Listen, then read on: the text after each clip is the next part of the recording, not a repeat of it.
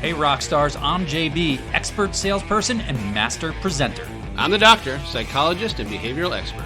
This is the Entrepreneur Mastery Lab podcast. Welcome to the Entrepreneur Mastery Lab. I'm JB. I'm the doctor. Hey, thank you for joining us. If it's your first time listening in, welcome to the EML, where we have real talk with real professionals pretty much every week, even if it's just the two of us. Thank you for joining. And if it happens to be a return visit, thanks so much for listening in or watching us here on YouTube. If you haven't already, whether you're new or coming back, do us a giant favor. Give us a like, subscribe, follow. We appreciate it. It allows us to impact more and more people, which is always our goal. Share, like. We like people that share. And if I must, I'll mention it just happens to be somebody's birthday right around now. So if you don't want to do it out of the goodness of your heart, maybe as a nice birthday present for someone special. Normally, when you have that kind of lead in, you think it would be my birthday because that's generally what the other person does. But no, that was full self-promotion right there. It's JB's birthday coming up. It didn't look like you were going to do it. So somebody had to say it. Will you that shine away from you? Will you sing me happy birthday? I will not, because I learned that is copyrighted, and if you sing it, then you owe somebody money. No way. Wait a second. You can't be. Happy birthday's by who? Somebody. I can say this to you. Happy Biz birthday. Happy Biz birthday. Okay. Well, you know what? You can sing me happy birthday off the record, and nobody's gonna come making a copyright claim. I promise. Happy birthday. And we're back. And we are back. Actually, I'm super excited, not because it's my birthday, Doc, but because we have what's really one of our very first returning collaborators joining us here on the podcast today. We've got Alex Brueckmann of Brueckmann Executive Consulting, great friend, great strategist, and an author. Alex, what's up, man? Welcome back to the lab. Thanks for having me again, guys. We're pumped. So I got to bring this up for our audience, because this to me is a lot of fun. And we were talking about this before we hit recording. We had Alex join us going back to like our 1-year anniversary, which was all the way prior to August of 2021. So it's been about a year and a half since we've had Alex on the show. And Alex, what was it that you said about all the podcasts that you were on about that time? Half of them don't exist anymore. Half don't exist. So we're doing something right. We're still here. Or we're so deranged in our understanding of podcasting that we just don't realize that we should have shut the doors. I don't know which it is. Either way, I'm super stoked that we're the better half of those podcasts. We're still standing. I don't know if I'm allowed to sing that either, so I won't. Yeah, don't sing at all on our podcast because of copywriting. As far as I know, you can sing whatever you want. You were probably not allowed to play the song on your show. Oh, that's interesting. Well, maybe just the clip, like "Happy Birthday," and just stop there. That would still work. I'm a radio guy. Back then, when I was still doing radio shows, you could not use songs for longer than 7 seconds in a commercial, for example, without paying for it. But that is probably that change. Things like that change over time. So don't quote me on that. No, I feel pretty good. We could definitely get a solid happy birthday, and we're good. We're safe in that window. Good. Yeah, telling my information, I know that was a thing because I know on TV shows they were trying to sing happy birthday, and they had to only do a limited amount of what they were able to do. So I'm just playing it safe because we have millions and millions of listeners, and I'm sure one of them is a copyright attorney for that specific song. You know what we really should have had? All the podcasts that were shutting down that you were on, we should have known who they were so we could send them a message and just be like, hey, if you happen to shut down, why don't you just suggest all your followers go to the Entrepreneur Mastery Lab? And now you could actually do this for us this time around, because in a year and a half, and we're still here podcasting, and you come back again, half of the podcasts that you're on today are probably going to be shut down. Most likely. I like this strategy. You see, Doc, success through attrition. There's something to be said about it, man. That's something. All right. Alex, I'm going to take a wild guess here and assume that most of our listeners and our viewers have not gone back to find our podcast episode from a year and a half ago that you started on. So do us a favor, because I gave a very light introduction. Let our listeners and viewers know who you are, what you're about, and what you're doing. In a nutshell, I'm a strategy facilitator and an author. I write business books, and I help my clients, who are mainly really large corporations, through strategy processes. So at the end of these processes, they know exactly what their priorities are over the coming 2, 3, 5 years, and how to implement these strategies. But obviously, I have a ton of content on my website. It's also geared towards smaller businesses and solopreneurs, even, from online master classes on strategy to mastermind programs, etc. When we had first connected a year and a half ago, you had kind of two streams you were working through. One was on the large corporate side, where it was really, and correct me if I'm wrong here, but strategy facilitation, where you were really working towards creating the experience and the environment where these business leaders could really define their strategy themselves. So it wasn't you coming in and saying, hey, this is your strategy. It was more of a, let me create an environment where you can get to that stage where you're able to define. And that's one of the business streams, right? Exactly right. How accurate was I? That was very accurate. Do you know why, people? Because I listened to the first podcast. I'm just And they say memory is the first thing you go in old age. So good job, JB. I'm really proud of you. Second stream was working with entrepreneurs, and that was a kind of an interesting way you ran that business too, because it was, creating the coursework, creating the assets, giving people the tools, the technology, and the knowledge to be successful, and then really engaging with them when they hit the barriers and then when they got stuck. Right? Exactly. Awesome. Okay, so you're still doing both those streams, but now you've got the books, which is the more recent development since we first started chatting. That's correct. Those books only exist. Well, one of them existed in parts, and the other one existed not even in my dreams. Wow, it's a big jump. Did you always want to be an author? Was this always in the cards, or what? My background is in journalism, so I wrote a lot during my life, but I never really thought about writing a book. Writing the books came in the aftermath of what I call a self-induced shock, when I decided to move from Germany to Canada. When we took that decision as a family, I felt strangely guilty of leaving my clients behind in Europe, even if I at the same time moved closer to those in North America. But I think you get the point. So I sat down and said, okay, I need to give them something. I need to hand them something over that helps them even when I'm not there anymore. So I started writing, and it started as a facilitation guideline. How do you run a strategy process through a large organization? And that turned into the first book. But that book won't be released until September 2023, so this year. Actually, the first book that's coming out is an entirely different book. I had to let it sit for a while, revisit it, rewrite it, because it was never the plan to become a book. So when you have this pamphlet, and all of a sudden you're like, yeah, but that's just not enough, and you edit here, you give some more content there, some specific examples there, and all of a sudden you hit 70,000-80,000 words, and you're like, whew, no one's going to read that. That's just not. That needs to be properly formatted. I need to put some more work in, and all of a sudden you're in the book range of 60,000-70,000 words. And part of me is, it's like, wow, 60 to 70,000 words doesn't sound like a lot per se, but it can be quite a bit. I mean, that's really a full length business book. As somebody who personally has a little bit of experience in writing as an English major when I was younger, many years ago. That's a lot of words. That's a lot of pages you're filling up, to put that many words down. You need to be aware of that. In order to hit about 60,000 words in a book, in that whole process, you write about twice as much, because you edit, you re-edit, you have professional editors working with you, and they'd be like, this chapter doesn't add any value. And you're like, what?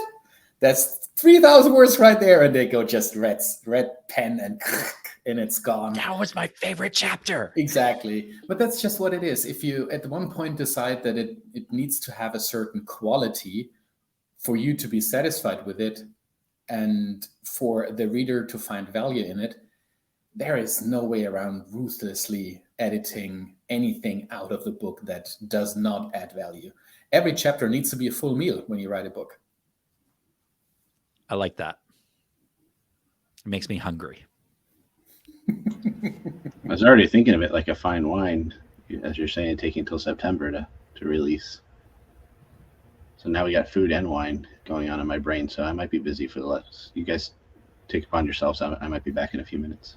I was going to say that's the last we hear from Doc over the next 30 minutes. Okay. All right. Title of the book. What do we got?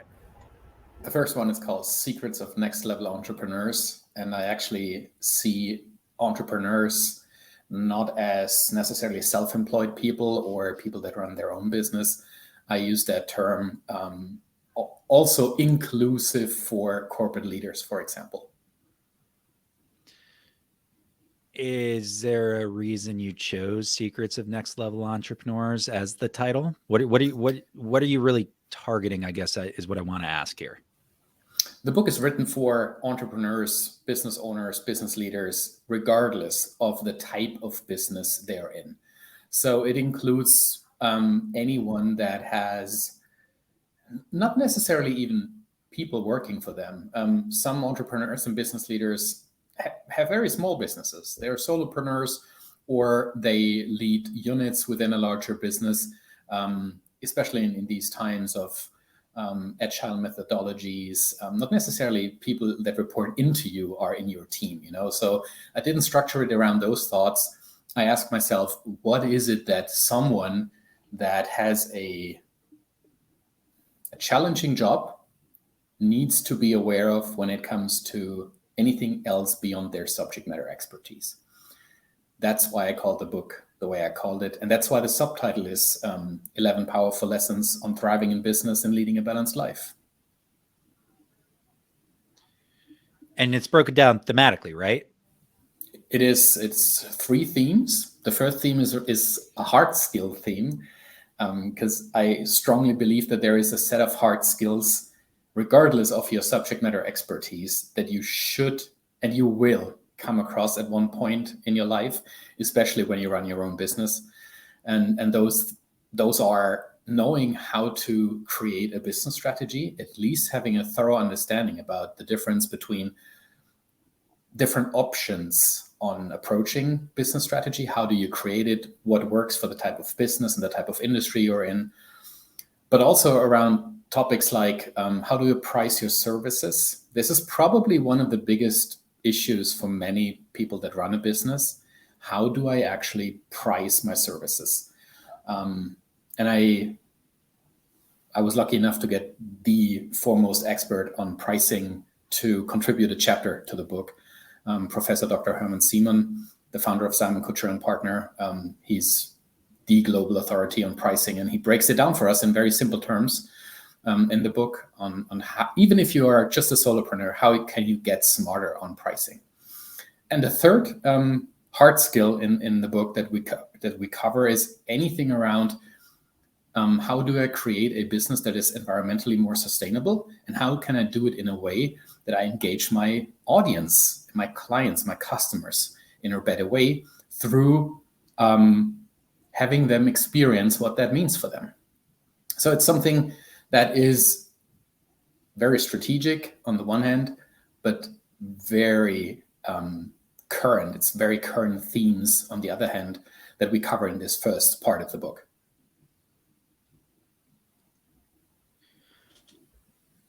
It recalls to mind a conversation we had on one of our podcasts with a fellow Canadian, funny enough,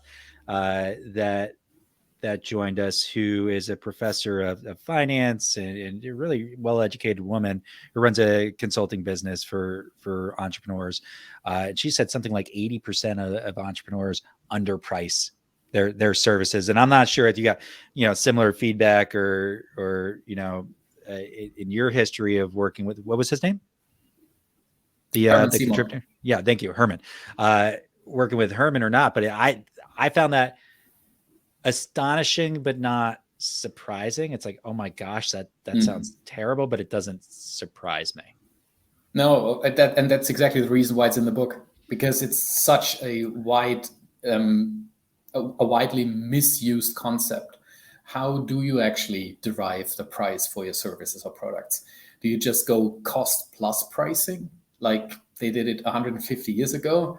It's a way of absolutely misunderstanding what modern pricing is. Modern pricing has the only relevant criteria front and center, and that is customer value.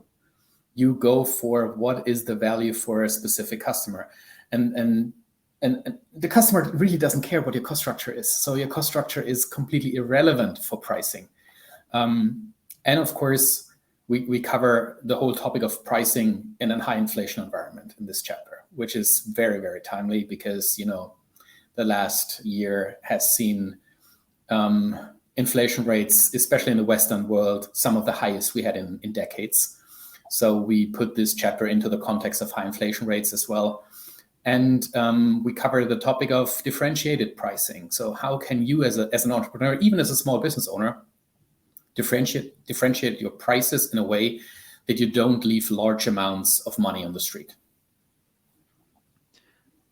It's very interesting. I don't think most people actually really study up on pricing, to your point. And now I feel like I have a knowledge gap there.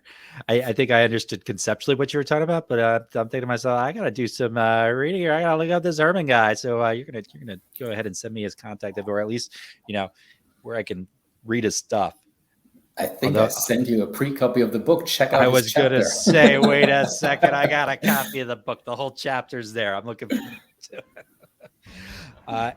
Which book is that? I don't know. I think that's where you get to do the cheap plug piece. It's a cheap plug. So is it true that you really wanted to name it the Entrepreneur Mastery Book, but you got a letter from our lawyer and we had a cease and desist?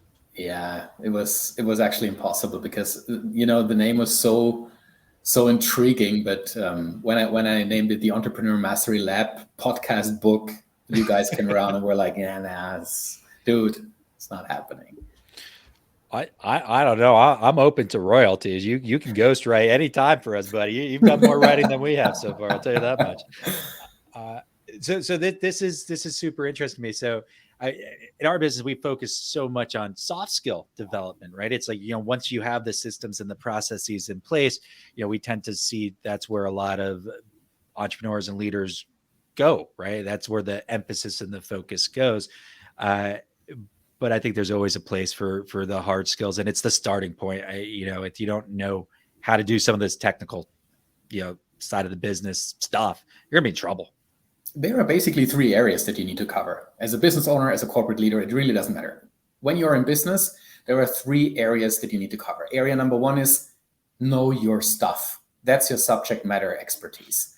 You are in an industry because you know the industry. You do a certain job because you are the expert. You can't practice law without a law degree. It's just not possible. You need to know your stuff. The second part is hard skills that are adjacent and necessary, adjacent to what you do and necessary to be successful. That's why we picked those 3. That's why we picked strategic acumen. You can be the best expert in your field. If you're not able to strategize, guess what? Nothing will happen. If you're not able to price your products correctly, you go out of business because you won't turn a profit. And if you're not aware of these mega trends like sustainable business, then you will run into issues with your clients because more and more consumers just don't accept unsustainable businesses anymore. So that's the second part. And then the third theme is everything around what people often call soft skills or people skills. Anything that has to do with how do I collaborate and lead with other people. That was well said, by the way. And it is interesting how relevant the ESG market is today, whether it's environmental, social, or governance focused.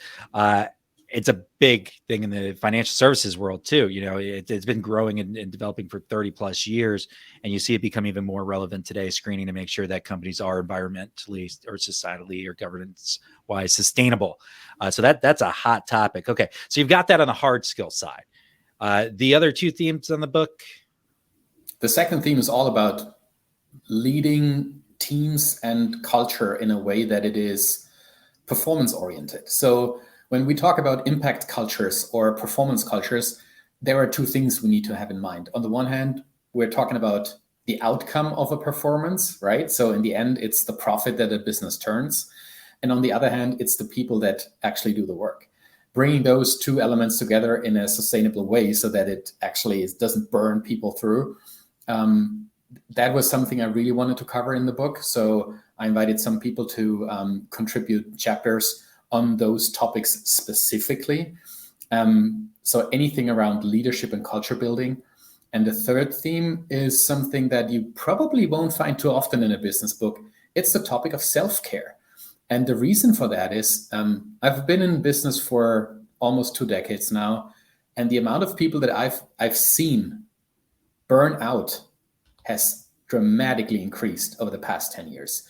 While it, like in the mid, like 2005, 2008, it maybe happened once a year that I heard of a friend or someone in my circle, in my wider circle of acquaintances that struggled with burnout syndrome. In the 2010s, that exploded. There are so many people that completely forgot to take care of themselves. They took care of their people, of their businesses, of their families, and in that whole process, neglected their own needs. And that just went to a whole new level during the COVID pandemic.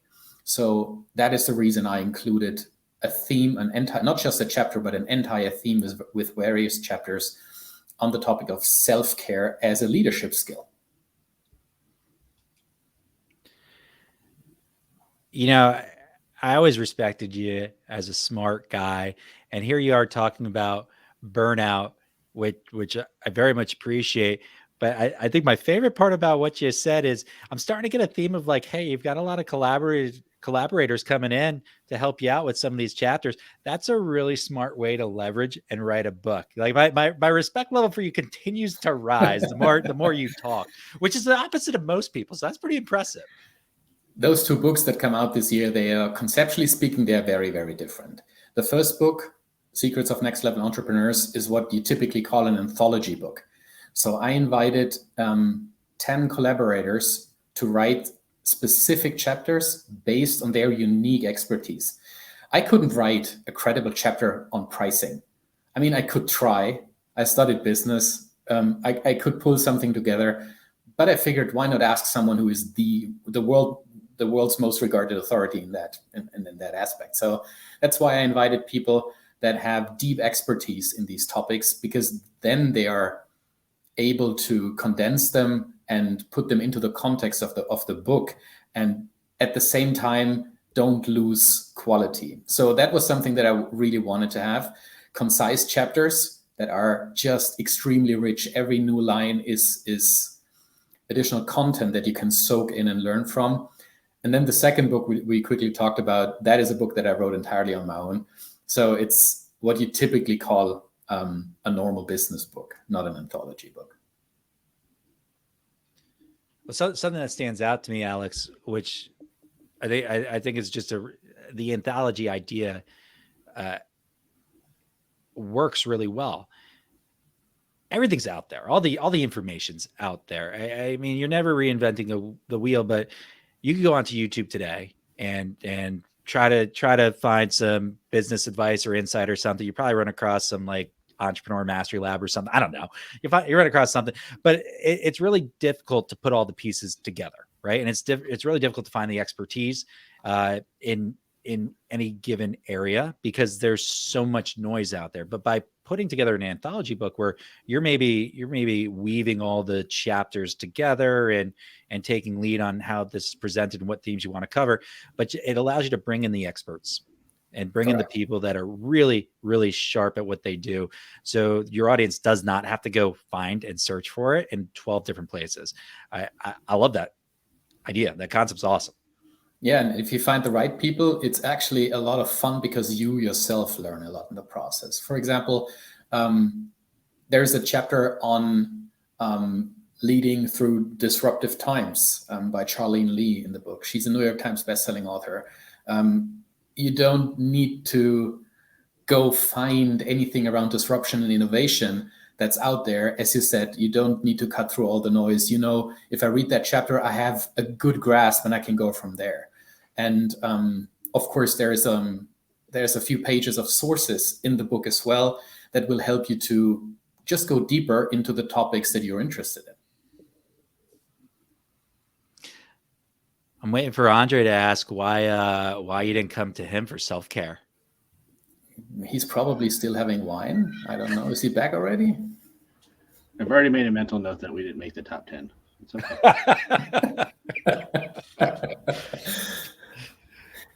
That won't do anything with our promotion. The name of the book is the Entrepreneur Mastery Lab Podcast. It can be found on Spotify, available today. The other book, I don't know, it comes out June.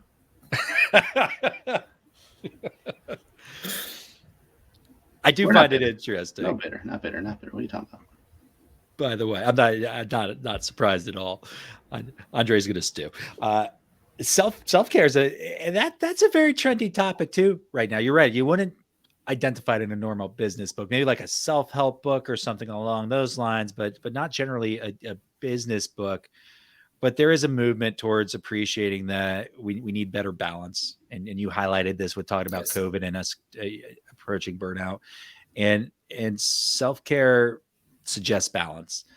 So we're big believers in it personally. Just kind of out of curiosity, you included as a theme. What are your ways of practicing self-care that you implement in your life? I'm pretty brutal and rigorous when it comes to my calendar.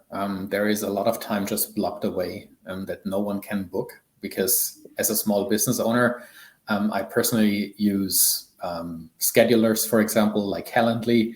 And these links are out there and people can book time. And for example, my coachees, they don't need permission. They have the link. They can just book time into my calendar at the times that are available. So if I don't block enough time for myself and for my family and for the work that I need to do in silence in my office, those times are being eaten up. And then in the end, every one of us knows that all of a sudden the day doesn't have enough hours, or the week not enough days. And you start working on weekends and you chip away on time that you had reserved with the family, and all of a sudden vacation is gone and all these things. And I don't want that. I need a lot of time for myself. I need a lot of time to think and rethink concepts.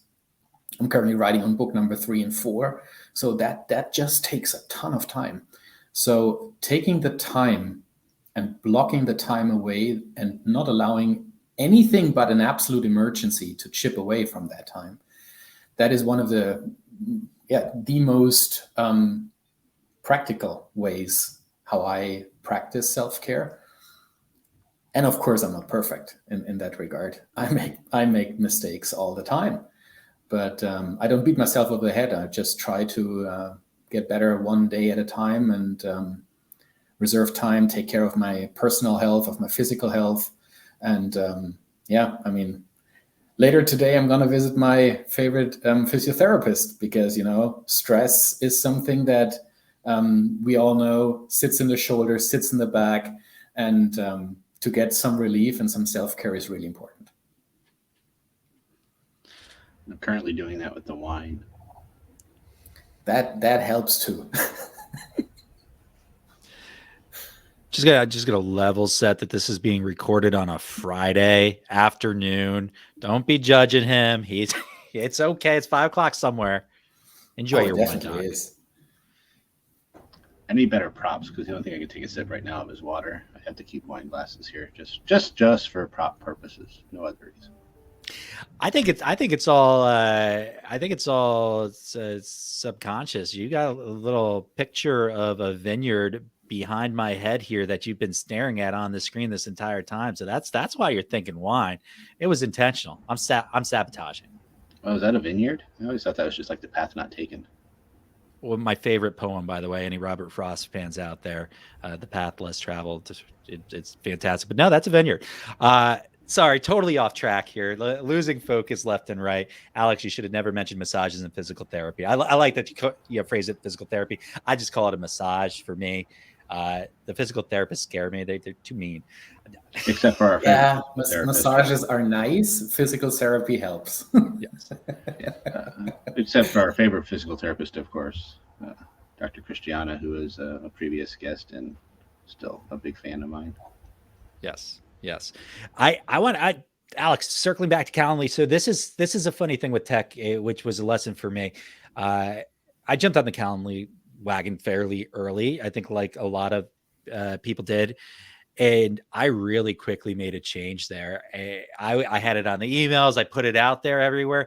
And then all of a sudden it's like, I'm getting these meetings set up and I'm going, what, when, how, and my days are blowing up around me.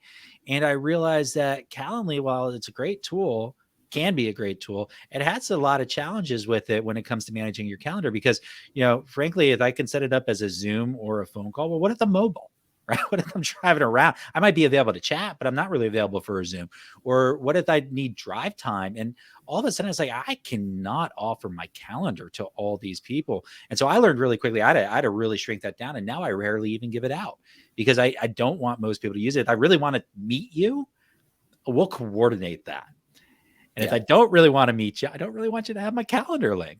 So I use it, but not nearly as much as I did originally. I really appreciate what you were saying about that. That is really, every tool is just as good as you use it. There are many ways of very intelligently limiting how you use tools. And with the example of Calendly, for example, none of my Calendlys is publicly available. You can't just go there and find it on my website or anything. These links are given to people depending on the occasion and the purpose of a conversation. And it takes some effort, of course, but it's with every great tool out there. There are so many tools that can be a huge help, but if you don't take enough time to understand how they work and what the real value can be in it for you, they can do a lot of harm as well when it comes to time. Yeah, I get that. Yeah. So if any of our listeners or viewers out there, if you're using Calendly, you rewind, listen to this again, and rethink how you're using it. Unless they want to be our sponsor, then we say use it all the time, every day. Let's go, Calendly. Get on there.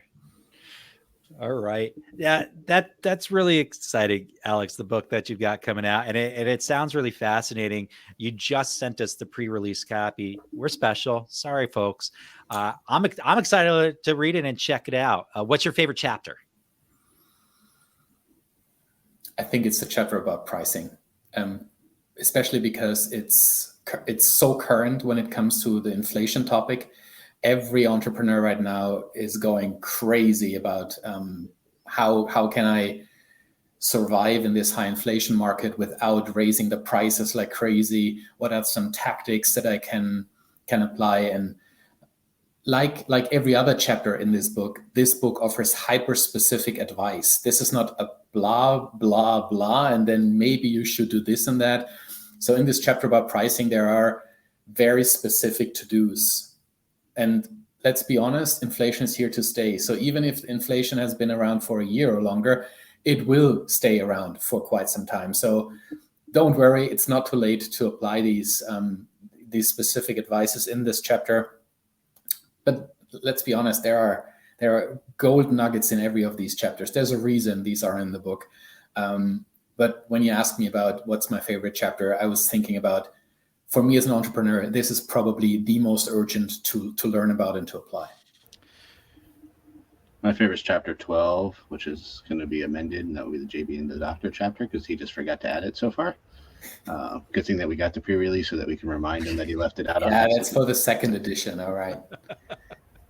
I wanted to ask you, just because this was How's the motorcycle riding going? You been able to ride? It's rainy season in Vancouver and Right. surroundings. Honestly, I saw more and more bikes yesterday. We had around 10, 11 degrees Celsius. And this is still cold to ride, but there are enough people who enjoy riding enough to be out there when it's dry.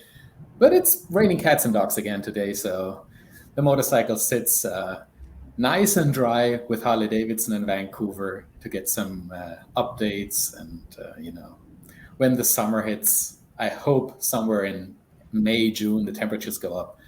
I'm a sunshine rider. Yeah, good reminder to anyone out there to make sure that they're getting their bike checked, especially if it's been sitting for a while. For sure. A fun story, I took mine to the store the other day and realized my rear brakes didn't work. Oops. You? Don't want to figure that out while you're out on the ride. But we still had front brakes, so we made it home. So our conversation around succession planning before we recorded this podcast is a little more urgent than I thought. Okay. Pricing too, but succession planning is important. Okay. If the doctor ever finds the stay-away to heaven earlier than we think, hit me up. I might become your co-host. A little bit of throwback because you might not remember, Alex, but a lot of our last podcast was music back and forth. Where you and the doctor were throwing zings out there, and I was going like, "Who? What? Where?" Not my strength, everybody. It's okay. I feel like I'm being replaced again. It's all right though. I'll go write a book. Oh, will you call it the Alex Brueckmann book then? Definitely. Just to return the favor? It's going to be book number 5. Awesome. He's going to do it smart, though. He's just going to tap all the people that know you best in your life, all the experts, and he's not. I'm using AI, totally. Totally. ChatGPT. Yes. If anyone knows me, they know I hate writing. When I heard 60,000 words earlier, I'm like, can I talk that to text? Because there's no typing going on. Now I found AI, which I haven't used in Honestly speaking, this is just nuts right now. It blows my mind every time I use it. Yesterday, I was just fooling around with ChatGPT, and it just wrote me a 2,500 word book introduction. Of course, you can't use it because there's so much missing in it, but it gives you a very good idea of what might be interesting in terms of topics that you want to cover. So this is an amazing tool, and it's not even close to where it can be. So AI is really blowing my mind right now, and I believe that this will be one of the most important skills, if you want, for the future. Not to understand AI, but to be able to work alongside it and to use it to augment your own work environment as a human being. Absolutely. And we'll definitely never get asked to be on a book when they can just AI us. It makes me think that we need to add a segment to our podcast where we ask ChatGPT a funny question, just to kick off the podcast. And that is now happening from here on out. Once they sponsor us. If you want to have a good laugh, JB, ask ChatGPT to write a love letter to your podcast or a poem about you. This is happening. Just hilarious. This is not just happening. This will be a podcast. I'm going to read it with dramatic flair as one of our podcasts. That's going to be a quick hit, Doc. Put it down on the schedule. ChatGPT sponsor opportunities available. All right. So we know your book is coming out March 28th. We might have been promoting that along the way. And pre-sale will be available, so you can go down to our show notes. Anything else you'd like to let them know on how they can get that, Alex? I mean, the book is obviously, if you want to know a bit more about the book as well, more than you could find on Amazon, for example, check out my website. There's a bit more about the book. There will be a huge launch party. So I know this episode will air before the launch, right? So if you want to get an invite for the launch party, it's going to be a global virtual party. Head over to my website. It's a very simple form. Just type your email address in there, hit submit, and you will get an invite for the launch party of the book. BYOB. And of course, for the VIP exclusives list, we're already included, right? For sure. Of course. Alex, great having you back on the show and in the lab. Really, I just truly enjoy chatting with you, man. You're doing great stuff out there. Really excited to dig into the book. So if you're listening to this, you're watching us on YouTube, check out the show notes, get to that link coming out March 28th. You're not going to want to miss this one. Thank you so much for having me back again, guys. I really love this episode. Always great chatting with you. Doc, I kind of want to write a book now. Yeah, we definitely should. Make sure we don't invite Alex. But yeah, well, what I was going to say though, is I kind of want to write a book where I like get 8 people together to help me write the book. Cause that seems a lot more like manageable to leverage. I like that idea a lot. No, it's a great idea. I have thought of that idea before. Have you mentioned it to me? I'm sure you have like 100 times and you're like, yeah, JB, I have. Possibly, or much like Alex, I was going to leave you out of it. I'm not sure which is better. Yes, I have mentioned it to you many times. You are my top co-author. Yeah. You sound it's going to be your birthday present. So genuine. No love lost here. Super genuine offer there. Yeah, co-author on a book. Maybe I don't want to co-author on a book with you. Maybe I don't want to. Maybe I actually ChatGPT is going to be my co-author at this point. I'm not kidding. We're gonna start using ChatGPT to open up our podcast conversation. All right, we will call it just random AI though until they actually sponsor us though. No freebies here, baby. That's right. Chat AI. We'll call it. Is that one of? That's probably one of them. We can't even use that. Okay. Anyways, moving on. ChatJB. That actually seems like that should be your name. ChatJB. I could change it. Yeah, Instagram allows for changes every now and then, right? That is fitting. What are you saying? I'm saying this has been a wonderful episode, and if you'd like to find us, you can check us out at our website at jbandthedoctor.com. You can always find us on social media at jbandthedoctor. And of course, Evolve Performance and Development is everywhere you need it to be, along with Evolve Networking. So make sure you're checking out any event that happens every month, because we'd like to see you guys in person as much as possible. As always, if you're still listening or viewing at this point of the show and you haven't liked, subscribed, and followed, what is wrong with you? We love you. We love that you stuck around, but give us that little extra love. It's for me. It's my birthday. It's my birthday present. I do like a Gollum impression, but nobody wants to hear my impression. Thank you all for joining us here on the podcast and back in the lab. I'm JB. I'm out. Peace out, yo.